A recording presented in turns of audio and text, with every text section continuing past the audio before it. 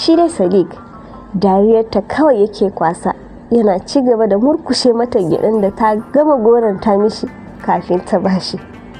To Hajiya abin ya bata mamaki, ta ce kai haka daga ɗan sammun kuma sai ka kama ka yi ta wani ta sammun gyaɗa, ka yi ta turmu musamin su don karka ga rowa ta ne ya sa na taya maka.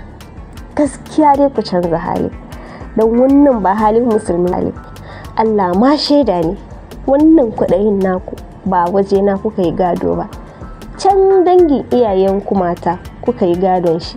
Ana yin gadon abin arziki, ku na siya kuka je kuka gada. Bai sai ya jin ƙarshen zancenta ba, ya cika hannun shi da gyaɗar, sannan ya miƙe don ya san kaɗan daga cikin aikin Hajiya ne yanzu za ta nema tsara mishi jama'a, kamar ba ita ce ta bashi gyaɗan kan raɗin kanta don ganin damanta ba. Au, Hajiya ta koma kan shi kuma.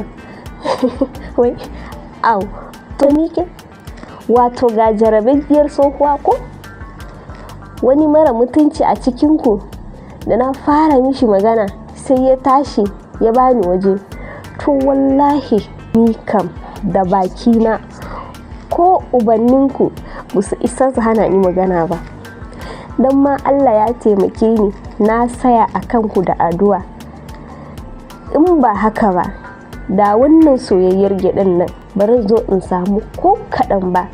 Za a duba sama a duba kasa ko ba za ku bar mun ba. To shi kenan, kuma sai a ce wai ba zan yi magana akan gaskiya ta ba. Da zarar na yi laku-laku fa cuta na za ku yi. Su kuma iyayenku da shege son 'ya'ya, ko kun yi ba daidai ba za su iya sa ku a ɗaki su ladabta ku ba, sai su yi ta sanyi-sanyi kamar suna tsoron ku. Da ka fita ka kira min shi ɗayan gagararren, duk ku zo ku koma gaban iyayenku. Ban iya wahala biyu na yi na iyayenku, yanzu kuma ga ku, to ba za ku ƙarasa sufar da ni ba.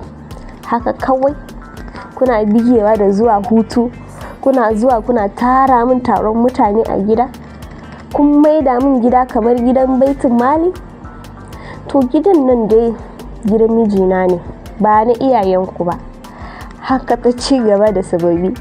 Ita fa idan jidalinta ya motsa ko dogon numfashi ba ta shaka, sai ta gama ta yi ta numfashinta.